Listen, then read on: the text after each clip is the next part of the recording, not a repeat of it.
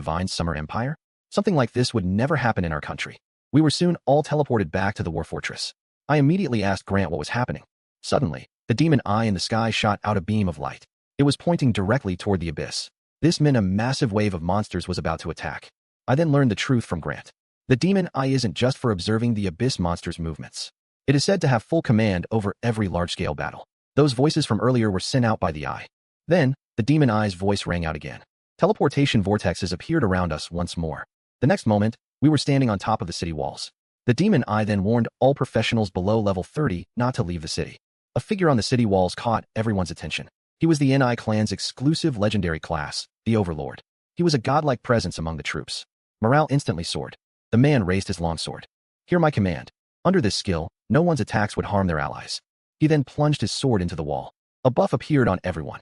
All basic stats were increased by 50%. I felt the power surging, but I was also helpless. My total amplification talent had already maxed out these effects. This meant my skeleton army couldn't benefit from this buff. Then Raven pointed into the distance and told me to look. A holy summoner was at the front line on a white horse. She stared expressionlessly ahead. A massive swarm of monsters was rapidly approaching. Just as the crowd began to feel fear, morale boost. A buff landed on everyone. For 10 minutes, defense. And attack power increased by 30%. Cast aside fear and fight. Energy condensed in front of Vivian. A beam of light blasted through the abyss hellhounds. A low-level demon realized Vivian was a threat. It charged straight toward her. Vivian didn't panic at all. She used her horse to knock it back. Meanwhile, countless elemental attacks rained on the monster army. Then, my skeleton warriors began charging down the walls. My god, whose summons are these? There are so many of them. Hundreds of skeleton warriors instantly charged at the monster army. Their strength stunned everyone. They could kill an abyss hellhound with just one strike. But the professionals on the front line were suffering heavy casualties. They were being thrown to the hellhounds as food. I realized that taking the initiative could reduce the casualties. So I approached Marcus and spoke calmly. I want to apply to join the battle outside. While others were struggling to survive, I wiped out the entire abyssal army by myself. This forced the abyssal demon king to descend upon the fortress personally. It used just one basic skill, and instantly shattered my bone armor. Even with damage transfer, I lost all my skeleton warriors. Back when the commander first agreed to let me join the battle, Raven looked at me with concern as I left. After all, there were many low-level demons outside. But to me, these monsters were just experience and military merit. Grant was confused when he saw me. Junior Dante, you are only level 20-something. Why are you here? I calmly replied that I was here to clear the field. I then summoned my skeleton army. My presence immediately attracted the demons' attention. The hellhounds stopped their current fights and rushed toward me. They were determined to avenge their young. I didn't panic as the monster army swarmed me. I raised my hand and cast Slow Curse. Instantly, all the monsters were slowed and stuck in place. My greatest advantage was the monster corpses on the battlefield. They allow me to maximize the power of my corpse explosion. As a red light glowed from the monster corpses, a massive explosion instantly swept the entire battlefield. Low-level demons with fast reactions tried to flee for their lives. But in the end, they were all swallowed by the scorching flames. Countless kill notifications popped up. Level 31 Abyss Hellhound, Level 36 Abyss Demon. Vivian looked at the scene in total shock. Is this really his skill? It's terrifying. Some people were so scared they even dropped their weapons. My god, even a second-class user couldn't clear the field alone. But he did it. It shows just how powerful his necromancer class is. Grant looked relieved. Luckily, Dante is a student at our Summer Capital Academy. After the baptism of the explosion skill, only a few injured hellhounds remained on the battlefield. Now, I'll leave the rest to my skeletons. Vivian realized the aura she hated came from these undead summons. But as soon as the last hellhound was killed by a skeleton warrior, the Abyssal Demon King's gaze locked onto that skeleton. At that moment, I realized I had lost my connection with that skeleton. The Demon King's roar echoed from the Abyssal Teleportation Array. Hearing this, I walked straight toward the teleportation array. I want to see who is hiding in there. Everyone was terrified when they saw what I was doing. That is a teleportation array created by an Abyssal Demon King. Is he really planning to attack the Black Mist? That's not something we can handle at our level.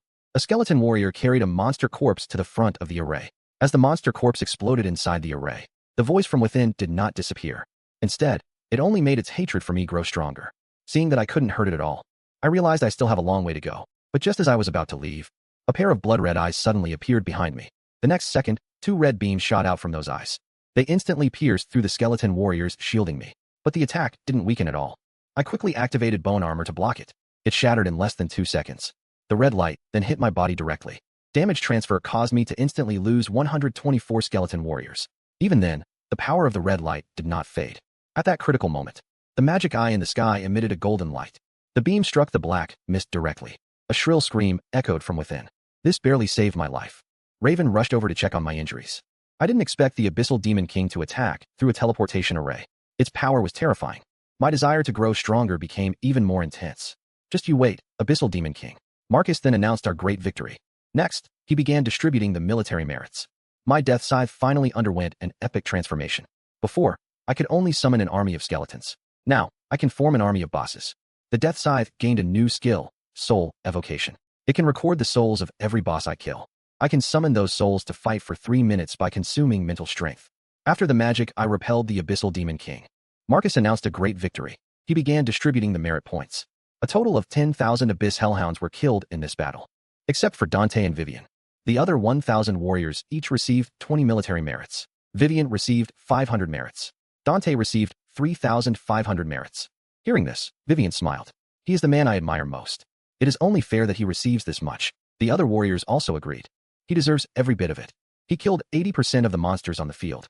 Without him, many geniuses would have died today. But the Holy Light Knight, Sterling, couldn't accept this. He fought so hard against the monsters, yet his reward was barely a fraction of Dante's. It was an absolute humiliation. Meanwhile, I focused on my Death Scythe. It was evolving after absorbing many Abyss souls. Many others were being promoted after receiving their merits. My rank also rose rapidly. It didn't stop until the badge turned silver. Everyone was stunned by the sight. My God, it's a silver second lieutenant badge. Raven playfully gave me a salute. Greetings, officer. You're now a second lieutenant, and probably the youngest one in the Empire. Just then, Marcus walked toward me. As the youngest second lieutenant of the Divine Summer Empire, you are awarded the title, Star of Xinxia. A title immediately appeared above my head. It adds 300 to all attributes and reduces skill costs by 20%. It also provides 10% damage reduction. But Marcus was shocked when he saw my other title. You have another one? Where did you get the Dragon Working title? I had no choice but to tell him the truth. I explained that it's a unique hidden title. You get it by soloing the Dragon Frontline Outpost on Hell difficulty. It increases all attributes by 500 and reduces all skill costs by 50%. Vivian was also in complete disbelief. She had tried to solo that dungeon before, but she almost died in the process. Marcus patted my shoulder. Excellent. Our empire has gained another genius. As a reward, I'll allow you to use the military facilities in the fortress. However, using them requires military merit, so make sure to spend it wisely. After everything was settled, I returned to the fortress. By now, the Death Scythe's evolution was complete. It had reached its current level cap of 25. It increased my spirit attribute by 3,000 points. To upgrade it further, I must unlock the full set. I'll have to find information on the other pieces soon. The evolution also added a new skill, Soul Evocation. It can record the souls of all bosses I kill. I can summon those souls to fight for 3 minutes by consuming spirit. I was stunned after reading the skill description. If that's the case, as long as I kill enough bosses, I can build an army of bosses. It looks like I'll have to keep grinding the Hell Outpost dungeon. Later, Grant told me what happened. Several war fortresses in the Divine Summer Empire were attacked. Even fortresses in other countries were hit to some extent. Fortress number 1 is the furthest from the Abyss. There are 9 other fortresses blocking the Abyss forces for us. So the strongest enemies here were only low-level demons. But there's no guarantee that stealth or assassin demons didn't show up. Raven looked at me with concern after hearing this. The Abyssal Demon King has targeted you. You must be very careful in the primordial battlefield from now on. Just then, her communicator suddenly rang. She saw that her grandfather was looking for her. Soon, an old man walked slowly toward us. The moment I saw him, my pupils dilated in shock. The badge on his chest was a 5-star Divine General's. I didn't expect Raven's grandfather to be as famous as Magnus. Raven quickly greeted him. Grandpa, what are you doing here? But the principal was furious to see me with her. Dante, why are you hanging around my granddaughter? He clenched his fist to teach me a lesson, but Raven stopped him. The principal quickly claimed he was just testing my courage. After Raven introduced us, I politely bowed to him. Greetings, Senior Alaric. I realized he must be the principal of Summer Capital Academy. Seeing my politeness, he decided to let the matter go. But then, he suddenly flew into a rage again. That old man Magnus, while I was away from the academy these past few days, he took it upon himself to send you to such a dangerous place for a mission. It's a good thing you're okay, or I'd never forgive him. Come back with me now. I'll give you other tasks to do. But Raven insisted on finishing the mission with me. Hearing this, Alaric immediately turned his anger toward me. Dante, what kind of spell did you cast on my granddaughter? But Raven told him she was staying with me by choice. Alaric had no choice but to drop the matter. Fine, then I'll send a few people to help you finish the mission. Raven quickly pulled out a dagger. Look at this, Grandpa. He immediately recognized it as a gold dagger from the Hell Dragon Frontline Outpost. Then he noticed the Dragon Working title above my head. He was absolutely shocked. This kid is unbelievable. I need to ask Magnus what's going on with him. Who would have thought the god of slaughter, who once killed 10,000 demons, is now being blocked at a dungeon entrance by a group of foreigners? Their captain even tried to intimidate me. But my skeleton warrior scared him so much he collapsed with just one strike. Earlier, Alaric had come to the primordial battlefield to take Raven away from me. But after seeing my dragon working title, he changed his mind and allowed Raven to stay with me. He knew that one day, my achievements would surpass his own. Afterwards, I went to the military shop in the fortress to buy some items. I opened the military merit shop and found some dungeon escape talismans. They would be useful for my next run in the hell-level dragon frontline outpost. I bought 2 and gave one to Raven. Suddenly, a divine summoner named Vivian approached us. She wanted me to help her defeat the battlefield ghost king. After speaking, she tossed 2 crystals to Raven. These are teleportation stones. You can use them to reach me once I find the battlefield ghost king. The battlefield ghost king drops at least 3 nirvana crystals when it dies. I only need 1 of them. Hearing this, I agreed to the deal without hesitation. I wondered why she chose to ask me for help instead of someone else. After all, I was only level 24. I wasn't sure if I could handle a level 38 world boss. Raven told me that clearing hell-level dungeons solo already made me stronger than Vivian. Not even Vivian was capable of soloing a hell-level dungeon. My top priority was to level up as quickly as possible. I decided to use my cooldown amulet to keep farming the hell-level dragon frontline outpost. I soon reached level 25. With my boosted stats, my clearing speed became even faster. In less than 2.5 hours, we reached the dragon leader. After killing it, I immediately used soul evocation on its corpse. The dragon leader's soul began flowing into my death scythe. Just as Raven was happily leaving the dungeon to start another run, we saw a large group of people approaching us with great momentum. "Move out of the way," a man shouted as he tried to push me aside. However, he found that he couldn't move my body at all. Shocked, the man turned and yelled at Raven instead. "Get lost. You are stepping on our prince's red carpet." He reached out to push Raven away. Suddenly, a long sword swung down toward his arm. The man was so terrified that he collapsed onto the ground. A skeleton warrior stood over him, staring him down coldly. Raven warned me to be careful. They were people from the Giro Holy See. Just then, a voice from inside the carriage called for them to stop. Hearing the voice, the knights all bowed respectfully. Then, a nobleman stepped out of the carriage. When he saw Raven's stunning face, he immediately spoke to the man who had been rude to us. "How dare you be so disrespectful? Back off now." Then, he bowed deeply to Raven. "My subordinate was out of line earlier. I apologize to you both on his behalf." He then began to introduce himself. He claimed to be a level 31 Vulcan fighter from the Giro Holy See. The crowd nearby was shocked to hear this. However, some were unimpressed. "He's nothing compared to the legend who killed 10,000 demons." Just then, Lucius reached out his hand to Raven. "Beautiful lady, would you give me the honor of clearing a dungeon with you?" I immediately stepped in front of Raven. "You aren't worthy." The god of slaughter, who once killed 10,000 demons, was now being confronted by a foreign group looking for trouble. But my power was far beyond their imagination. With a wave of my hand, my slow curse wiped them all out. Even my skeleton warriors could crush a legendary class like Lucius. This all happened after Raven and I left the hell difficulty dungeon. We ran into the Vulcan fighter from the Giro Holy See. Captivated by Raven's beauty, he wanted to help her level up, but I told him he wasn't worthy. Lucius looked at me with disdain. "You're just a level 25 rookie. I'm much more qualified than you are. I'm here to solo the dragon frontline outpost on hell difficulty. I'm going to earn that legendary title. With your strength, you'd struggle to even finish a nightmare grade dungeon." But Raven burst out laughing. Meanwhile, the crowd around them couldn't help but snicker too. Seeing this, Lucius looked confused. Just then, a subordinate hurried over. He told Lucius that the outpost title had already been claimed, and it was taken by the young man standing right in front of him. Lucius was stunned by the news, but he immediately ordered his men to gather around.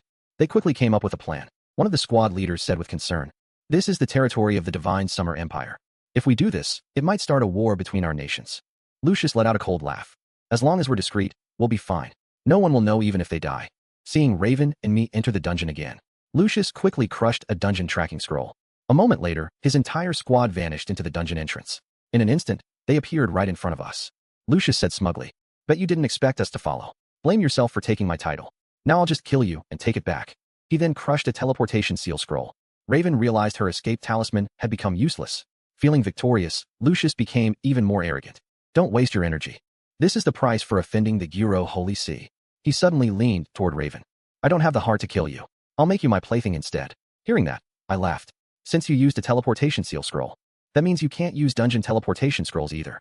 And why are you so sure that we are the prey?" I immediately summoned my army. "Since you came here to die, none of you will leave." Lucius looked at them with disdain. "You think some useless skeletons can kill me? I have the legendary class, Vulcan Fighter." He activated his combat form, Physique of the Fire God. In this state, all my attributes are doubled. My skill damage is tripled, and I have 300% damage reduction. I am also immune to all control skills. How can your weak skeletons compete with me? I was slightly surprised by his strength. I used Slow Curse to control his subordinates. Then I ordered my skeleton army to target them first. Lucius tried to block my army by himself, but a skeleton warrior knocked him back with one strike. His men were filled with despair. Even their leader couldn't stop these skeletons. There was no way they could survive. The skeleton army quickly reached them. Within moments, my army killed everyone. Your incompetence caused your men's deaths, I sneered. Lucius was furious. I'll make sure you join them in hell. I took out my death scythe and spoke calmly. Didn't you want to clear the hell difficulty outpost? I'll use you to test my new skill. The next second, the dragon leader appeared as an undead summon. I mastered soul evocation in less than 2 weeks. Even my undead summons can crush foreign geniuses. One strike was enough to make them kneel and beg for mercy. While I was clearing the hell difficulty dungeon with Raven, Lucius used a tracking scroll to follow us with his entire squad. I wiped out all his men in less than 30 seconds. Then, I summoned the Dragon Guardians undead to fight him. Lucius was completely shocked when he saw this. He couldn't believe I could summon a boss from hell difficulty. Before he could react, the dragon leader was already in front of him. A massive dragon blade slammed down onto his sword. The impact sent him flying into a stone wall. As he struggled to stand, he realized his physique of the fire god had worn off. His will to fight began to crumble. The Dragon Guardian's blade was already coming down for another strike. Lucius cast aside his pride and started begging for mercy. I am the holy son of the Guro Holy Sea's Vulcan Temple. If you spare me, I'll give you everything I have. I wasn't moved by his words at all. The Dragon Guardian's final blow landed instantly. Afterward, Raven spoke with disdain while she looted the bodies. I thought this holy son was someone special. I didn't expect him to beg for his life like that. Still, you just killed a holy son of the Guro Holy Sea.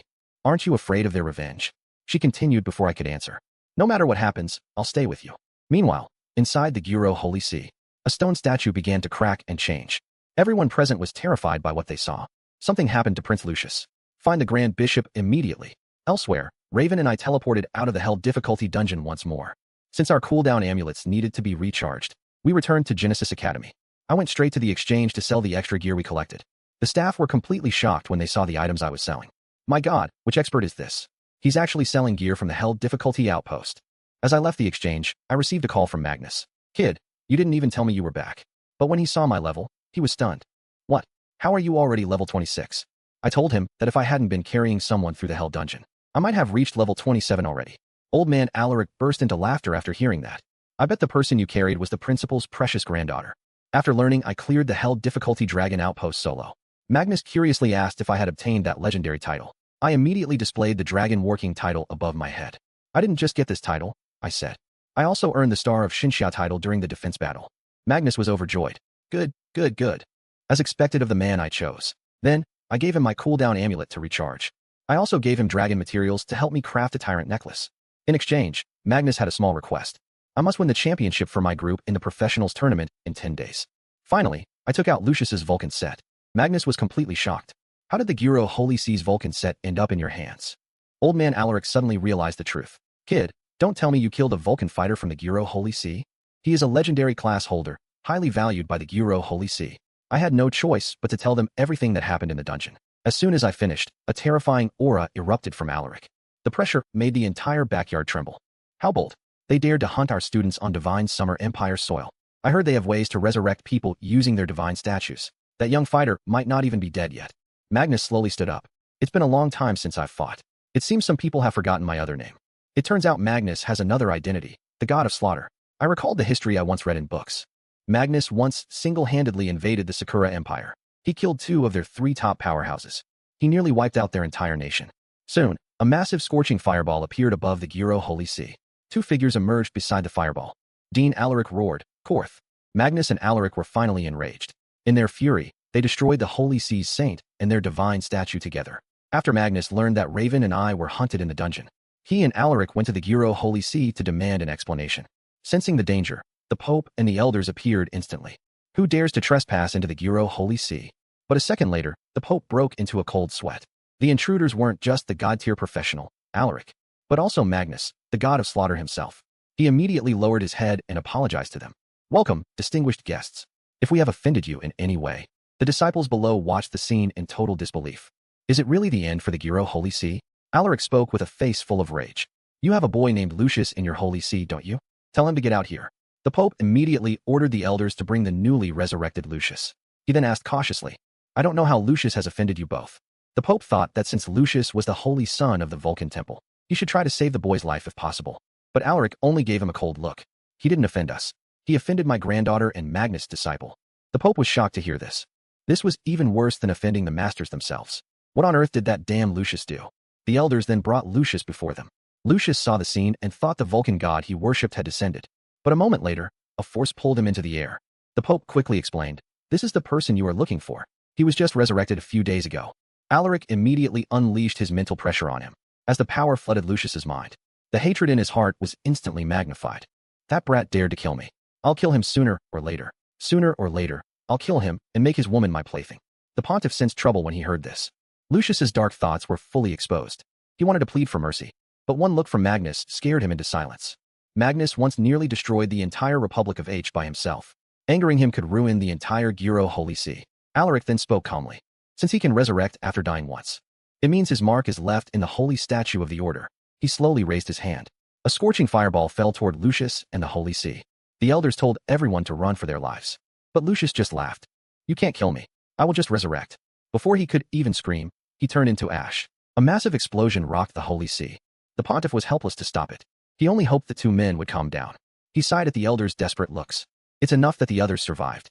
Given their tempers, they were merciful not to wipe us out entirely. Think about how many people died in the Republic of H. Now that the holy statue is destroyed, the Gyro Holy See is severely weakened. We must stay hidden for a long time. Meanwhile, Magnus and Alaric returned to Summer Capital Academy. Magnus teased Alaric as soon as they sat down. "Alaric, since when did you have such a good temper? Have you gotten used to spoiling your granddaughter? You're the same. If it were in the past, you would have killed everyone from the Gyro Holy See long ago." Magnus claimed he was just tired of killing. But only Alaric knew the real reason he spared them. It was so they could kill more abyssal monsters for us. Soon, the 100th class user tournament arrived. I was planning to sign up for the tournament. The tournament is divided into 3 formats. The first is the team tournament. Participants are divided into groups every 10 levels. I will be in the level 20 to 29 bracket. Rewards for the under level 40 team matches are very generous. Champions of each group receive a glimmering novice scroll. They also get a lesser wonder potion, a lesser god tier potion, and 50 million gold coins. With my current strength, winning the championship shouldn't be a problem for me. I'm just not sure about the rules and rewards for the challenge matches yet. At that moment, I ran into Sarah and her friends. They curiously asked what level I was now. I told them I had already reached level 26. They were completely shocked when they heard that. Damn, what kind of insane leveling speed is that? I worked hard for a whole month just to reach level 17. This is crazy. Vance from Centurion Academy is done for. I ran into Sarah and her group on my way to register for the tournament. But my level left them completely frozen. Just then, Raven also arrived. Sarah was curious and asked who she was. Before I could explain, Raven nervously said she was just my friend. Raven told everyone her class and level. Sarah was shocked once again. Raven quickly explained that it was all thanks to Dante. Sarah realized that Dante must have helped her level up. She couldn't help but feel a hint of jealousy. Still, she politely introduced herself as Dante's high school classmate. The others nearby began to tease them. They joked that being talented comes with these kinds of romantic troubles. Sarah and her group then left to find teammates. At that moment, Raven started to feel worried. She realized that before she even met him, Dante already had such a beautiful girl by his side. She asked Dante if he and Sarah were very close. Dante quickly explained they were just ordinary classmates. Raven burst into laughter after hearing that. "You are so dense. If I had such a pretty classmate, I would definitely try to date her." As she spoke, she noticed some familiar faces. It was Sierra and her group, whom they had fought alongside on Mermaid Island. Raven went over to ask if they were entering the tournament. She also asked if they had found a team yet. Jade replied crossly. She said the other players looked down on their low levels. No one was willing to team up with them. Dante then stepped forward and invited them to join his team. Sierra didn't agree immediately. She had heard that Dante could solo the Tyrant Desert Dungeon. She knew that if she joined his team, winning the championship would be a sure thing. However, she said she had one condition. Her condition was that if they won the championship, they would only take a share of the contribution points. The other two quickly agreed. "That's right, we don't want anything else. Just a few contribution points will be enough. At our level, we wouldn't even find a team without you." I understood their resolve. If I didn't accept, they wouldn't join the team. So, I agreed to their terms. Then, we went to the registration desk to sign up. Just then, Vance arrived with a lackey. "With your strength, boss. The class user tournament championship is definitely yours." Everyone nearby stayed far away from him. They were afraid of offending the grandson of the Centurion Academy's dean. Then, Vance noticed Raven and me. Why is Raven teaming up with another man? When he saw it was me, he immediately blocked our path. Raven looked disgusted. "This disgusting guy is here again. Why are you with this guy?" He noticed how close we were standing. His expression turned sour. Raven said with annoyance, "Is it any of your business who I'm with?" Vance was furious. "Not my business. Everyone knows you're my fiancé. Shut your mouth. I rejected your proposal. But then you told everyone we were engaged anyway. Out of respect for our family's long history, I didn't hold this against you. But you've told this lie so much that you actually believe it. If you can't stop, find a healer to fix your brain, so you don't go crazy in public." Raven was quick to explain because she was worried I'd be upset. But I knew that anyone who could make her this angry was a piece of trash. Besides, I had already seen Vance's true colors at the Hall of Dungeons. Then, Vance became even more aggressive. This isn't over. You're my woman. No one can take you. You, Dante. Last time, you stole the Centurion Academy's record at the Hall of Dungeons. Now you want to steal my woman too? Hearing this, I didn't even bother to look at him. Vance flew into a rage at my reaction. Kid, you're dead. I'll kill you sooner or later. Raven and the others drew their weapons, ready to fight. Even I felt a strong killing intent for the first time. But suddenly, Vance's face turned pale with terror. A figure slowly descended behind him. Who did you say you wanted to kill? I didn't expect that returning to the primordial battlefield as a recruit, I would be looked down upon by ordinary soldiers. But as soon as I summoned a few skeleton warriors, he was left speechless with shock. While I was registering for the tournament with Raven and the group, we ran into Vance, the grandson of the Centurion Academy's principal. When he saw Raven with me, he immediately threatened to kill me. But in the next second, Magnus appeared behind him. Seeing who it was, Vance collapsed to the ground in fear. Honorable Magnus. I didn't say anything. Seeing him so terrified, Magnus instantly lost all interest in killing him. Get lost. If there's a next time, I'll personally send your head to your grandfather. Hearing this, Vance fled without looking back. Then Magnus landed in front of Raven and me. Kid, were you really going to kill him if I hadn't shown up? I told him that I would have. Magnus continued to ask. His grandfather is a level 81 top-tier class user. I told him I had already considered the consequences. At worst, I would just return to the primordial battlefield. I was confident I could survive there. Magnus patted my shoulder with a satisfied look. Good kid. You shouldn't be hesitant when you act. Just like when you killed the Son of God from the Giro Holy See. After you killed him, Alaric leveled their whole order. They didn't even dare to complain. In this world, strength is the only thing that matters. You have to earn people's fear yourself. Then, he threw the recharged cooldown amulet to me. I sent the upgrade instructions for the amulet to your device. Once you have the materials, I'll find someone to help you upgrade it. I also sent you a new mission. After explaining everything, he left. Knowing Raven and I had a mission, Sierra agreed to meet us at the tournament. After they left, I checked the mission Magnus gave me. I had to go to Fortress number 3 and kill abyssal demons. I needed to reach the rank of 2-star second lieutenant. I also had to bring back elemental crystals from the elemental mystic realm. Raven immediately told me what she knew about that area.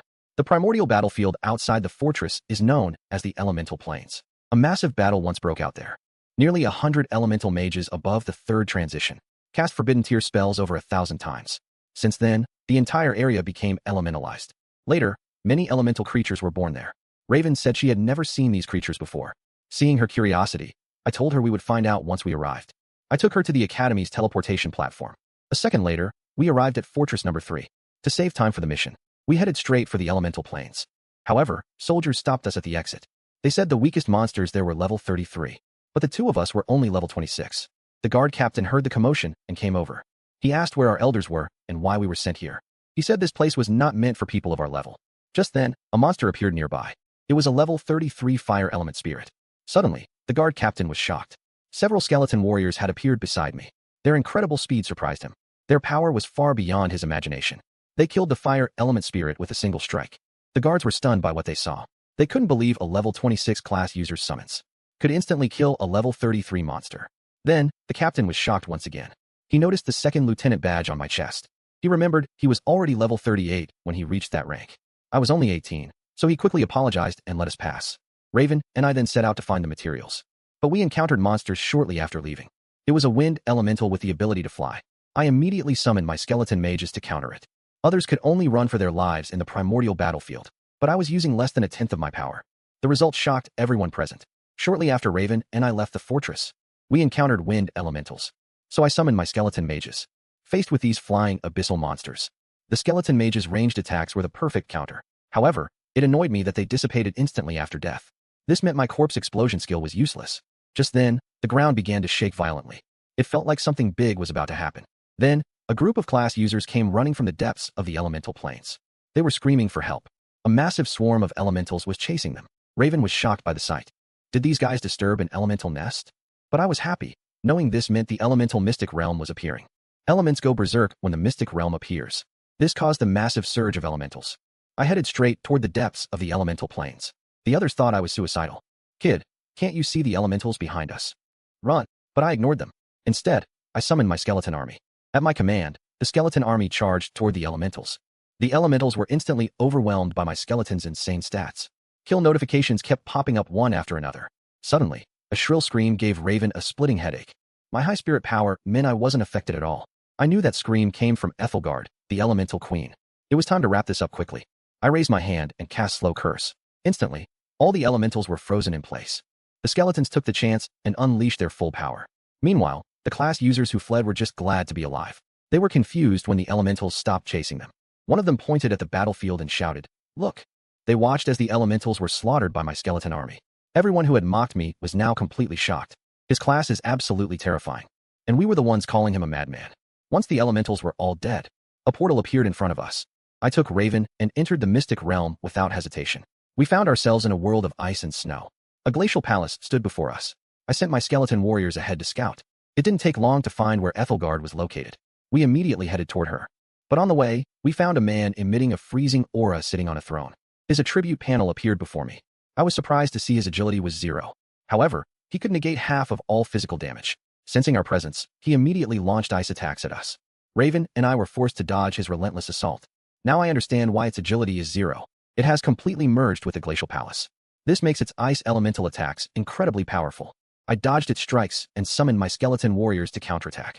Its physical resistance greatly reduced my skeleton's damage. However, I still had the advantage in numbers. But then, the elemental general unleashed an area of effect skill. Under the dense barrage of elemental strikes, my skeletons began to fall one by one. I had to recall them all back to the summoning space. Suddenly, I looked at the elemental general in shock. Its wounds were slowly healing. Is this the recovery power it gained in exchange for 0 agility? It doesn't matter. I just need to deal damage faster than you can heal. I summoned the undead Dragon King to join the battle. Its attributes were even higher than the elemental general's. It truly lived up to being a hell difficulty dungeon boss. To end this quickly, I summoned all my remaining skeletons. My overwhelming power was finally being revealed to the world. While others struggled with monsters in the primordial battlefield, I swept through the elemental mystic realm with ease. While searching for the ultimate boss, I encountered the area boss, the water elemental general. Its skills were annoying because they countered my skeleton army. So I summoned the undead Dragon King to take it down. The water elemental general cast its ice whirlwind skill. Countless ice spikes rained down on the Dragon King. However, the attacks failed to deal any damage at all. This was the effect of its passive skill, Resilience Fortification. Once the water elemental general finished its assault, I summoned my army to launch a counterattack. As the skeleton's attacks rained down on it, a terrifying pillar of water suddenly burst from its body. This was another one of its large-scale AoE skills.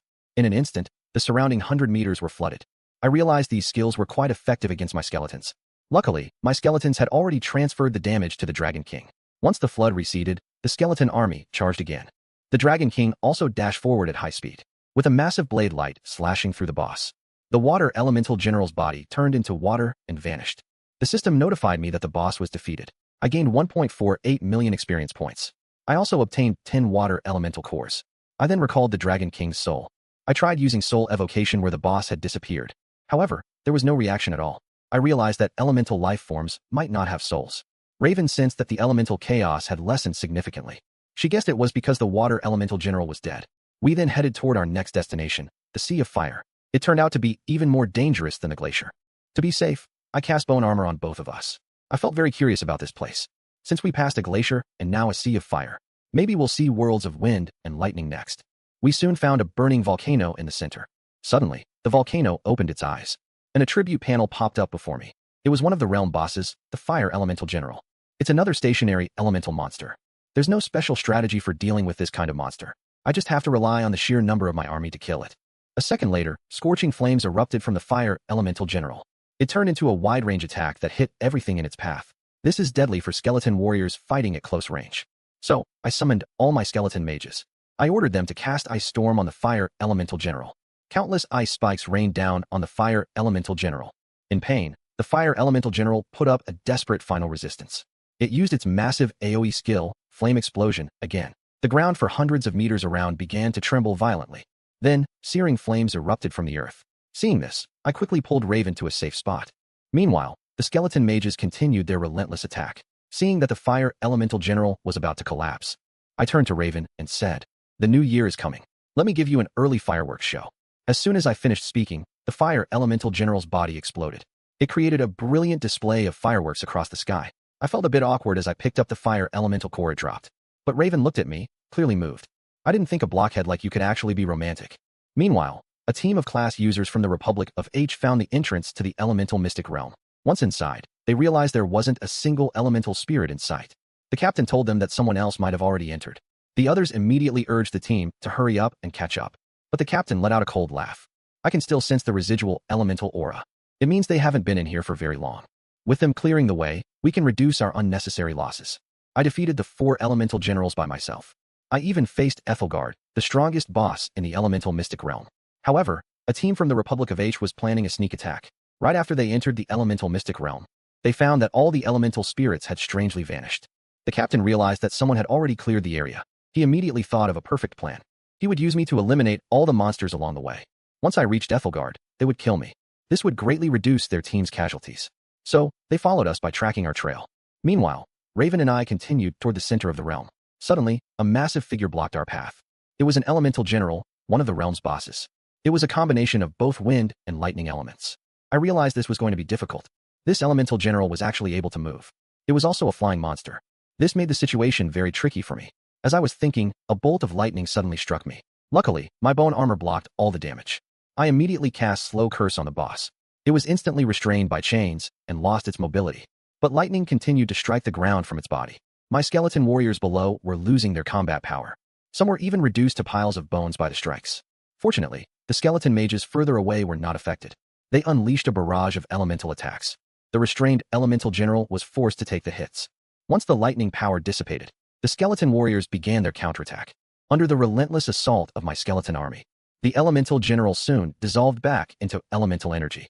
The system notified me that I gained 1.52 million XP. I also received 10 wind and 10 lightning elemental cores. I knew if I didn't kill Ethelgard quickly, these elemental generals would soon resurrect. Raven and I rushed toward Ethelgard's location. We soon arrived at the elemental palace. A blonde woman was sitting on the throne. She is the final boss of the elemental mystic realm, Ethelgard. She has a trait that has all physical and elemental damage. She is the strongest boss I've encountered so far. The elemental power around her prevents the skeleton warriors from getting close. A casual strike from her instantly killed several skeletons. Seeing this, I started to worry. My skeletons were already worn out from the previous battles. They might not be able to handle Ethelgard. As I was thinking, she began gathering elemental energy. A moment later, 3 elemental beams shot out, instantly destroying 5 skeleton warriors. I was stunned by her overwhelming power. She truly lives up to her title as the queen of this realm. Before I could react, she used her elemental starburst skill. 2 elemental vortexes appeared and sucked in all my warriors. Watching my skeletons die one by one, I realized I was in a serious predicament for the first time. Since elemental beings have no physical bodies or souls, my corpse explosion and soul flame skills are useless against her. It looks like I'll have to summon the undead general and dragon leaders to fight her. Meanwhile, the Republic of H squad noticed me fighting Ethelgard. Their leader immediately ordered the mage to launch a lethal attack at me. As the mage began chanting her spell, a massive amount of energy gathered around her. Raven, being an assassin, immediately sensed this power. She quickly warned me that a sneak attack was coming. Just as she finished speaking, a massive magic circle appeared beneath our feet. Countless flames began raining down on us from above. But that wasn't all. As the mage finished her chant, a giant meteor plummeted straight toward us from the sky. Seeing this, I smiled. Perfect timing. Dante is absolutely furious now. He is not only soloing the strongest boss in the elemental mystic realm, but he is also about to wipe out the entire Republic of H squad. While I was busy fighting Ethelgard, the Republic of H squad finally decided to make their move against me. As their mage finished her spell, numerous terrifying meteors rained down on Raven and me. Seeing this, I just smiled. This was exactly what I needed. I activated bone armor to block every single attack. With a thought, I summoned 95 skeleton warriors. That should be more than enough to handle them. The Republic of H squad was shocked when they saw this. They knew Ethelgard didn't have any undead minions. So there was only one possible explanation. These skeletons had to be my summons. They immediately took their battle stances, ready to strike. But suddenly, their movements came to a complete halt. This was the effect of my slow curse. At the same time, I ordered the skeleton mages behind me to attack. The skeleton mages began chanting their spells. Every attack targeted their healer. Hundreds of elemental attacks hit him simultaneously. After just one volley, he was on the brink of death. The knight captain was shocked by my power. In less than 3 seconds, one of his teammates was nearly dead. At this rate, his entire team would be wiped out. He quickly used a group taunt skill. Then he used restraining chains on my skeletons. This drew all the aggro to himself. He pulled out a potion and told his teammates to drink it. After drinking the purification potion, my slow curse instantly wore off. They took the chance to rescue their dying healer. Once the curse was gone, the healer immediately cast a healing spell on himself. But the skeleton mage's next volley was already coming. The knight captain used a defensive skill to protect everyone. He managed to block the entire elemental attack. Raven warned me that they were all over level 40, and they had all completed their second class advancement.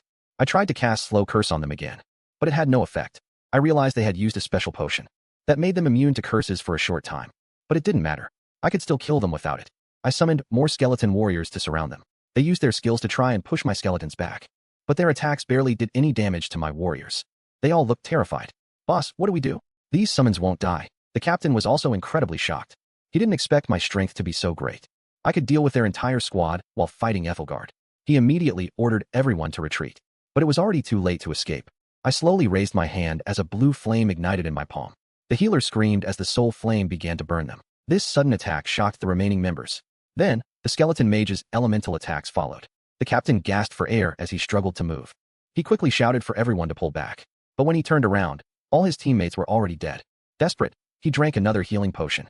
As a skeleton warrior's blade swung down on him, he didn't hesitate to activate his ultimate defense skill. He fled into the distance, tanking the skeleton mage's spells. I didn't bother chasing after him. It's hard to stop a knight who is determined to run away. Right now, defeating the boss Ethelgard was my priority. I ordered my skeleton warriors to throw the corpses toward her.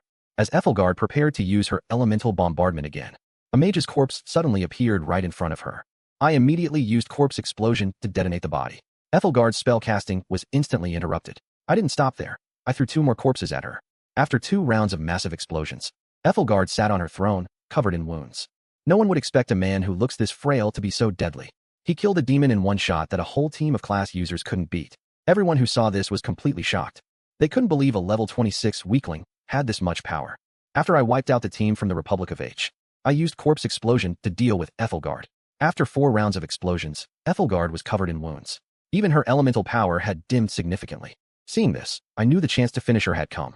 I summoned my entire skeleton army for a final assault. With her skills sealed, Ethelgard could only fight back physically. Under the relentless attacks of the skeleton army, her body shattered into pieces and vanished. The system notified me that I killed Ethelgard. I gained 2.34 million experience points. I also received 5 elemental crystals. With the fall of the elemental queen, the entire elemental mystic realm began to disappear. Soon, Raven and I returned to the primordial battlefield. Most of my skeletons were still healing in the summoning space. But I didn't plan on returning to the academy yet. Instead, I headed to battlefield number 3 to hunt monsters and increase my rank. However, I only found ordinary abyssal monsters nearby. Killing one only gave a single pitiful merit point. It seems I need to find abyssal demons instead. Raven mentioned that abyssal demons are highly intelligent. They don't usually appear out in the open. Just then, a distress signal appeared in the sky nearby. We immediately rushed toward that direction. At the same time, a team of class users was surrounded by abyssal monsters. Just as they tried to break through a weak point, a figure blocked their path. It was a level 38 abyss wolf demon. The captain was paralyzed with fear. It was an abyssal demon. They thought they were dead. Meanwhile, Raven and I arrived. We also spotted the abyss wolf demon in the air. Hearing us, the demon turned its head. It expected high-level class users to arrive as reinforcements. It didn't expect a level 26 kid and a level 25 girl. The trap team fell into total despair. They didn't expect their saviors to be 2 weaklings. The demon lunged, and its first target was Raven behind me. You look tender. You'll taste delicious. In an instant, it appeared right in front of me. But just as its claws were about to strike, I cast Slow Curse, freezing it in midair. My skeleton army appeared behind it. My skeletons immediately began clearing the battlefield. The team was shocked to see all the monsters were immobilized. They took the opportunity and quickly escaped the circle. While they were relieved to be free, what they saw next left them stunned. The powerful abyss wolf demon was instantly killed. What kind of skeletons are those? Even an abyssal demon couldn't fight back. And there are hundreds of those terrifying creatures. The system notified me of the level 38 abyss wolf demon's death. Gained 380,000 experience points. I then told the team to leave the area immediately. I announced that I was going to clear the field. Everyone was completely confused. They didn't understand what I meant by clearing the field. Raven explained that I was just going to finish off the remaining monsters. She told them they just needed to stay back. To avoid getting hurt, they quickly tried to stop me. They said saving them from the abyss wolf demon was enough. They believed the remaining man-eaters couldn't be dealt with so easily. They told Raven to call me back immediately. However, I had already reached the front of the monster swarm. I slowly raised my hand, and the monster corpses instantly exploded. A massive explosion swept across the entire battlefield. The ultimate battle of my challenge at the abyssal entrance had finally begun. Even a level 40 professional with a second-class change would only be considered food for the demons here. But at level 26, I was wiping out all the demons in the abyss. I had just used the corpse explosion skill on the fallen monsters. It instantly killed all the remaining enemies. Everyone who saw this was beyond shocked. They never expected a level 26 class user to have such power. The military merit gained from killing the monsters promoted Raven to the rank of 6-star private. She was very satisfied with this speed. But I knew if I wanted to gain even more merit, Just as I was about to leave with Raven, the leader of the class user team called out to me. Thank you for your help, young man. With your strength, you won't stay in this area for long. The abyss is divided into several different zones. It starts with the surface layer. Battlefields number 1 to 3 correspond to the surface and deep layers of the abyss. In the Divine Summer Empire, these battlefields lead to the abyssal entrance. Only weak demons can sneak through, but even they are too much for ordinary class users to handle. Demons are ranked much like human class users. In the deepest part of battlefield number 3, some areas overlap with the abyssal entrance. There, you can see the true abyss. Furthermore, there is a dungeon located there. That might be the perfect place for you. Hearing this, I immediately became interested in that place. More demons meant more merit points to earn. After asking him for the exact location, I took Raven and headed toward that area. As we saw more demon hunting squads along the way, we knew we were getting closer to our goal. After 2.5 hours, we finally reached the abyssal entrance. Countless terrifying eyes emerged from the other side of the entrance. Raven and I felt a chill run down our spines. Suddenly, a scream came from above us. An abyss demon came crashing down toward the ground. I immediately became alert and prepared for combat. But I soon realized the abyss demon was already dead. Then, a mysterious assassin came into view. He was fully equipped in platinum-grade gear. He even had the ability to fly through the air. Raven noticed he was a level 40+ second advancement class user. No wonder he could insta-kill a level 38 abyss demon. This confirmed we were in the right place. We then began our hunt for other abyss demons. Half an hour passed, but we only encountered common man-eaters. There was no sign of any demons. Just as I thought the assassin had killed them all, a group of abyss demons suddenly appeared in the sky. Blood was even dripping down from where they were. Then, a dagger fell from the sky. The moment Raven and I saw it, we recognized it as the assassin's platinum gear. Clearly, the mysterious assassin had been devoured by the demons. Raven looked terrified, but I remained calm. Although it was a pack of abyss demons, only one of them felt somewhat threatening. Its attribute panel then appeared before me. Its stats were similar to Ethelgard's in the elemental mystic realm. This meant I had a good chance of killing it. The abyssal shadow demon looked down and sneered at me.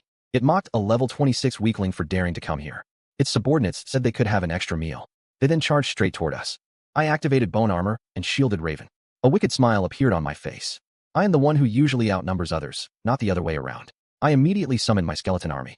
Seeing this, the abyssal shadow demon tried to retreat into the shadows. I didn't give it the chance and cast slow curse. It was instantly restrained in the air by red chains. Hundreds of skeletons then swarmed the enemy. I went on a killing spree alone at the abyssal entrance of the primordial battlefield.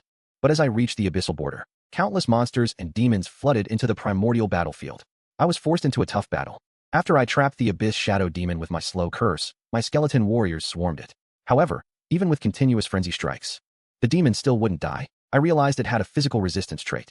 It could negate half of all physical damage. So I summoned all my skeleton mages. As the skeleton mages began chanting their spells, the demon panicked, knowing the next attack would be fatal. It immediately used its entangle skill. It possessed one of my skeleton warriors. This allowed it to escape my slow curse, while gaining a durable body to tank the damage. But then, the elemental attacks rained down from above. The blast instantly forced the demon back into its true form. Wounded and desperate, it called for its minions to help. I smiled and asked, "Are you looking for them?" My skeleton warriors held up the corpses of its minions. The abyss shadow demon was enraged. "I will tear you to pieces. In that case, you can have them back." I ordered my warriors to throw the corpses at the demon. Then I activated corpse explosion. The demon watched helplessly as the corpses swelled up. A massive explosion instantly swallowed it. System, level 40 abyss shadow demon killed. EXP plus 800,000. Military merit plus 500. Obtained, demon crystal X1. Raven looked at her badge in disbelief. I never thought I would reach the rank of second lieutenant at this age. If Grandpa found out about this, he would be completely shocked. But now I need 10,000 military merit to rank up again. So we decided to head to the abyssal border. Meanwhile, at Summer Capital Academy, Magnus said he just wanted to see Dante's limits. He can even solo hell difficulty dungeons. He wiped out tens of thousands of abyss hellhounds easily. The elemental mystic realm shouldn't be a problem for him. But Alaric didn't agree. The elemental mystic realm is a level 40 dungeon. It can't be compared to other dungeons. The elemental queen's stats are like a high-level demon's. Even if the kid has many skeletons, they are useless against her area of effect skills. Magnus just laughed and replied, "If he can't win, can't he just run away? The bosses in the elemental mystic realm cannot move. Besides, even if he actually dies inside, he has the Hall of Souls brand I gave him. He can come back to life. I sent him to more than just that realm." Alaric could no longer sit still. "Have you forgotten one thing? Sarah doesn't have a Hall of Souls brand." Just then, Alaric approached from behind. He had overheard some of their conversation. He asked Magnus who was going to die. Magnus tried to quickly change the subject. But Alaric asked where he had sent Dante. Magnus finally admitted he sent him to the primordial battlefield. Magnus vowed that Raven would be safe as long as I was there. Hearing this, Alaric snorted coldly. "Raven has my soul shield incantation, so she should be fine. If she isn't, I will hold you responsible. Meanwhile, Raven and I had reached the abyssal border. Suddenly, countless creepy eyes appeared beyond the border. A swarm of monsters and demons then came pouring in. They shouted about wanting to feast on legendary human flesh. But a moment later, elemental attacks rained down on them. The weak monsters were killed instantly. Only a few powerful demons managed to survive. Vulcan, the king of flames deep within the abyss, was finally furious. He forced open the abyssal gate to launch an attack on me. A single strike from him shattered my bone armor. The damage transfer even destroyed hundreds of my skeletons instantly, as the monsters poured into the primordial battlefield through the abyssal entrance. My skeleton mages kept raining elemental attacks on the crowd. The weak monsters died instantly. Only the powerful demons survived the initial wave. But then, I hit them with my slow curse. I summoned all my skeleton warriors to charge forward. Faced with the fierce attacks of hundreds of skeleton warriors, the demons began falling one after another. I immediately used corpse explosion on their bodies. Following a massive explosion, notifications for EXP and military merit kept popping up. The blast instantly killed every remaining demon. Looking at the abyssal passage, I gave a wicked smile. This abyssal passage is a great place to farm military merit. More creepy eyes soon appeared within the abyssal entrance. It meant more monsters would emerge soon. I ordered my skeletons to throw the demon corpses back inside. Then, I used corpse explosion on the bodies. A massive blast echoed through the abyssal passage. EXP plus 370,000, military merit plus 50, kill notifications flooded my screen. A massive amount of golden energy surged out from the passage. This energy was the military merit earned from killing the demons. In an instant, Raven's merit and mine increased by 3,000 points. 1 minute later, as the next wave prepared to enter the primordial battlefield, another glowing corpse was tossed into the abyssal gate. Soon, more crimson eyes appeared at the abyssal entrance. After 3 rounds of explosions, my merit reached 8,500. I was only 1,500 points away from becoming a 1-star second lieutenant. Raven's merit also reached 7,900. Suddenly, the abyssal passage began to distort. The shockwaves from the explosions must have shortened its duration. The distortion grew more severe. I realized it might not recover. It's a pity I won't be able to farm merit here anymore. But a second later, the distorted passage suddenly stabilized. I was relieved. It looked like we could reach our rank after all. Suddenly, an intense fear gripped my heart. I activated bone armor and immediately pulled Raven away. Found you. A roar boomed from within the spatial passage. My ears rang violently from the sound. For a moment, it felt like I had lost my hearing. Sarah frowned, clearly in a lot of pain. I want you dead, a giant eye roared as it emerged from the abyssal passage. Countless energy orbs gathered around it. In the next second, death rays shot out from the passage. I couldn't dodge in time and was hit instantly. In an instant, my bone armor shattered. Fortunately, the remaining damage was transferred to my skeletons. Summon space, 186/240. I panicked as I saw my skeleton count dropping fast. My skeletons were being wiped out. If this continues, I'll definitely die. Summon space, 180/240. My eyes fixed on the unstable abyssal passage. If I destroy the passage, I can stop him. I ordered my skeletons to throw the remaining corpses into the passage. Then, I activated corpse explosion. Violent explosions rocked the inside of the passage. Vulcan's death rays were instantly cut off. I finally breathed a sigh of relief. The passage could no longer hold itself together. A furious roar echoed from within. Dante, Vulcan was absolutely livid. It was clear the explosion had injured him. He couldn't believe a mere mosquito had actually hurt him. I completely ignored his shouting. The next time we meet, I'll definitely blow you to pieces. As I spoke, the abyssal passage vanished completely. Raven rushed over to see if I was hurt. I told her I was okay. I only lost a few skeleton warriors, but I'll make sure to pay him back double for this. It was another shining moment for my unique hidden class, the necromancer. Not only did I sweep battlefield number 3 by myself, but I also blew up a high-level demon from the abyss. However, I unexpectedly disturbed a demon king from the depths of the abyss. With a casual strike, he shattered my bone armor. I had to sacrifice hundreds of skeleton warriors to escape. After confirming I was okay, Raven finally felt relieved. Vulcan is so despicable. A demon king actually launched a sneak attack on us. It's lucky it was you. Any other class user would be dead.